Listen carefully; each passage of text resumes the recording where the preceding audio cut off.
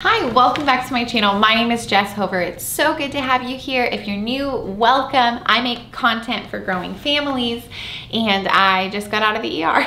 I have a UTI or bladder infection or whatever you want to call that.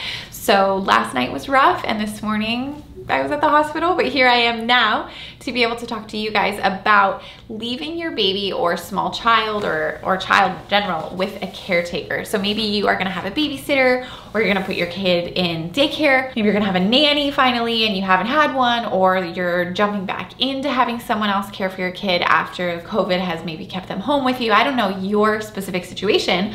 I just know that leaving your baby or young child with a caretaker can bring out all kinds of crazy inside of us, and we just start texting them weird stuff like, please don't feed my baby anything spicy, as if the person you just hired is really trying to do that. What I want to do today is go through some pointers that will help relieve stress when it comes to putting your kid in the hands of somebody that you trust. If you have not already done so, please don't forget to subscribe to the channel, like the video, leave in the comments if you have tips or resources for other families that are going to be choosing childcare, whatever kind of childcare that might look like. And thank you for shopping Very Good Mothers Club. If you haven't already, oh, this is our new crew neck. It is really cozy. If you haven't already shopped, verygoodmothersclub.com, and that is our small business. And I'm so grateful to all of you who have been shopping from there. And now we'll jump into, and if you are a parent looking for more support in your parenting journey, maybe you're coming up on questions that you wish you had somebody to ask, we have a group on Facebook called Jess Hover and Friends. There are really great people in there. You can ask your questions, you can get advice from other parents, even just like post cute, fun things about your family, and they're really engaging. So if you want to be in that group, request to be in there and answer the questions so we know you are real and not someone really strange. So now you need help. You know that you need help outside of your home, somebody to watch your kid. So you either are going to ask loved ones and friends in your area, do you have a good daycare around? Do you know of a babysitter that you trust? Maybe you reach out to a friend's babysitter and say, do you have someone in your life that you would recommend to be a good babysitter or nanny to us? Asking people that you know and trust is a really good place to start when it comes to finding where you should be putting your child. So if you want to bring somebody into your house to help you in that way, or send the little ones out of your house, you want to be finding a place that you trust. And that's really important because once you hand the child to them, you got to like rein in all your crazy so that you can live well and they can live well and all things can flow properly. Say you're gonna hire a babysitter or a nanny. Before you have them come for their first job, you could have them come over almost like for an interview process where you invite them there. You guys get to know each other a little bit. Your baby or your children get to interact with them. And at that point, you're communicating your expectations for this role. So is it strictly childcare? Will they also be tidying up your home? Will they also be doing some dishes or doing some meal prep? All of this stuff you want to clearly communicate, especially if they're gonna be watching your baby during nap time or after the baby goes to bed, because there might be a part of you that's like, well, I'm paying this person this much per hour to sit on the couch and watch TV, and maybe that's perfect. Maybe what you're paying them, actually, that's what they should be doing, is they're just being present at your house in case the baby wakes up. But for some of you, it might be worth it to say, I'm gonna pay you this much, and will you please make sure the house is somewhat put together before I get home? That stuff needs to be spoken out, probably written out at some point, so that you can know exactly what it is you're paying for. During that time, you probably give an overview of what it would look like to watch your children. So if it's a daytime nanny or it's an evening babysitting situation, you're just giving them like a general idea of what it's gonna look like. Are they gonna be feeding them? Are they gonna be bathing them? Do they get to leave the house with your little one? Or do you prefer that they stay inside with them? All of this matters. What I will say, in my experience, it's been really great to have some people that I trust so much that I can have them actually leave the house with my kids. They can take them for a walk in the stroller, or even some of them can drive my kids. Not everybody who watches my kids, I feel comfortable driving them places, but some of them I do. And I think that that's really helpful because it's really engaging for the kids and stimulating and fun. And then it is also something nice for the babysitter or nanny to do to keep everybody active and doing something cool. But you want to make sure you really feel comfortable with that. If it seems like they're really going to take on the job, then you start getting into the details that they are going to need to pay attention to. So like allergies, or like, is there something you really absolutely do not want your kids to have that maybe this person wouldn't know about?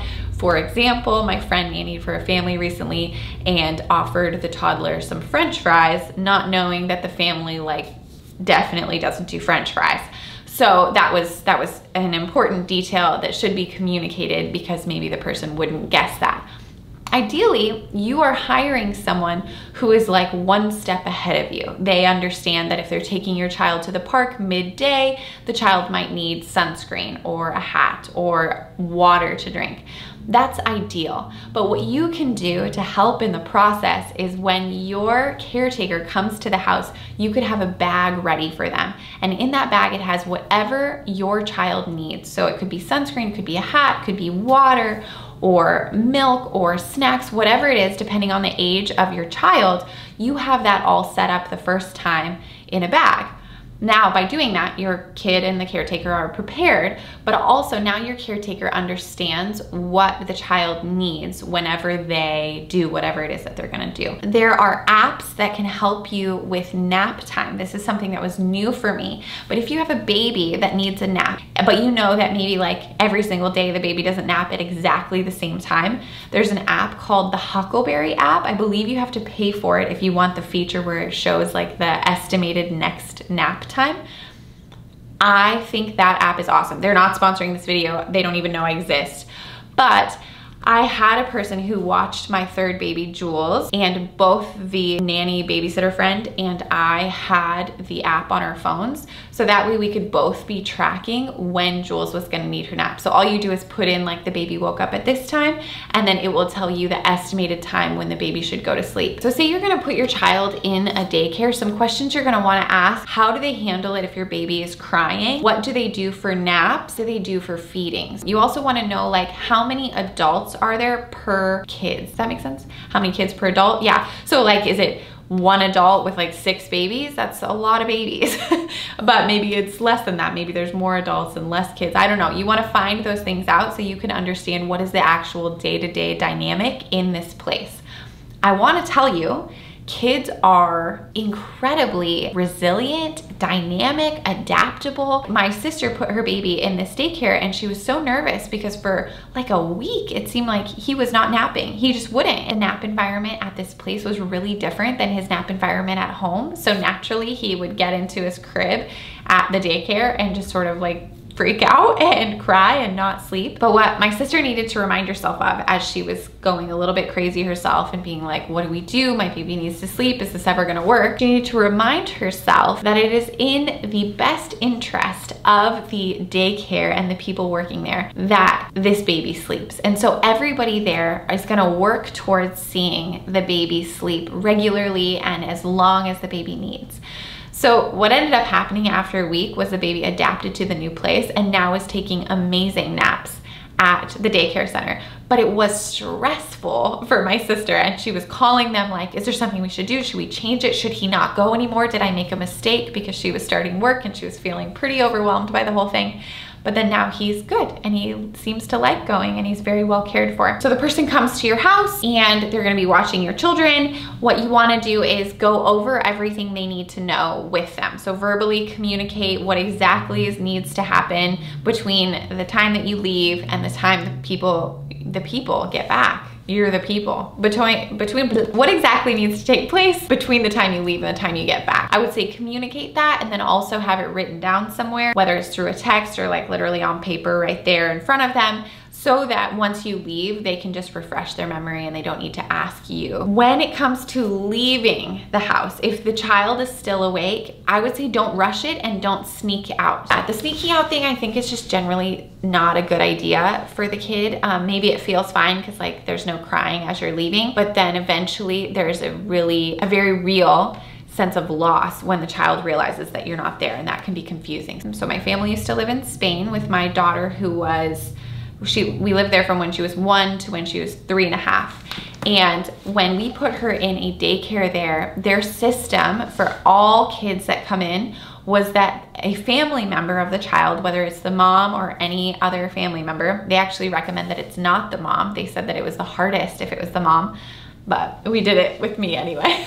That the family member stays in with the child for like the first few days to see what the kid's doing, to adapt together, so then the child gets comfortable with everybody there and with the new caretaker, but the parent is still present so the kid feels safe. They had us do this for a week, I think. Like the first day I was there the whole day. And then the next day I was there maybe slightly less and slightly less until it got to the point where I was there for only 10 minutes. And then it got to the point where I was like, okay, goodbye, I love you, you're gonna be great. And then I leave. I thought that system was really crazy and really un-American because I was used to kind of like the system that I'm dealing with right now, which is like a take your temperature, quick drop off, not too much physical content, and like goodbye because everyone's afraid of COVID. That's, I think, somehow what I imagined. But I think the system of easing the child into the goodbye was very smooth. So if you can somehow emulate that, but in a much shorter version, that's pretty cool. So maybe you and the caretaker are playing with the kids together for a moment. It could be like a really brief moment, but then you stand up and make your goodbye. You want to avoid like a rush, like, okay, you're here, good. My baby doesn't hardly know you, but here's the quick handoff and I gotta go. That can make for a really stressful time. Even so, you could do all of this right and your kid could still end up crying. My advice there is just leave. Say, I love you, I will be back, I gotta go. Because what I found over and over again is that the child calms down and they end up being distracted and they end up being totally happy with the caretaker that you brought in, that you trust, and it goes really good. You will torture yourself if you stay there and try and soothe and try and take the child back. What some families do is the first time they bring the babysitter or nanny over, they actually stay in the house, but they are away from the kid. I highly recommend if you're gonna do that, be away from the kid. Don't even make it look like you're still there because it's very confusing for the little one to know who is the authority, who is the person that they're supposed to go to in that time for kind of like the final say. But in doing that, if you're hiding, but you're still present, it might make you feel more secure that you understand how this person relates to your child, what they're gonna do, that kind of thing, so that next time when they come, you can leave and feel really sure that it's the right person for the job. Once you are gone, you wanna trust that it's okay. You can tell them, here's my phone number, text me if you have any questions. You can even text some updates if you want to be able to say like, here's when I'll be coming home, how's everything going? You do not need to text as often as you feel like texting probably. If things pop up that you remember that you want to tell them, feel free to text the caregiver because they'll totally understand that you're a crazy parent who misses their baby. But overall, you want to leave and be like, okay, the child is safe. I can do what I need to do to live and be healthy and whole and come back and give my kid my whole heart again. That's that, I think. You're gonna do so great. I think that it's all gonna be wonderful. With all of this said, everything that I've just told you, I have had moments where I brought in a babysitter after my kids went to bed, and it was a babysitter my kids didn't know. So if they woke up in the night, they would have totally freaked out because it was not anybody they knew. But I did it because I had like really short windows of something that I needed to go to. And I just wanted to be sure somebody was at the house keeping my kids safe if they needed an adult. The kids didn't wake up during that times that I'm thinking of, but I'm giving you all this great advice and then just telling you that I've also done totally everything different. I've also cried upon handing my child to a caretaker because then my kid cried and then I was so stressed and then the caretaker was stressed and I had so many feelings. So then I started crying. Horrible, totally unhelpful. So you might feel like a crazy person, or maybe you'll feel totally calm and confident and be like, yeah, I was made for handing off my child to someone else. And I felt like that in moments too, but mostly I'm the crazy lady. Thank you so much for watching. If you have more tips, let us know. If you think that I look sick today because I look a little sick today, it's because I'm a little sick today, but I'm okay. Thank you so much for being here, and I just wish you all the best. Good luck, and see you soon. Bye. I don't know why I said good luck. Good luck. Good luck handing your child off. I don't know.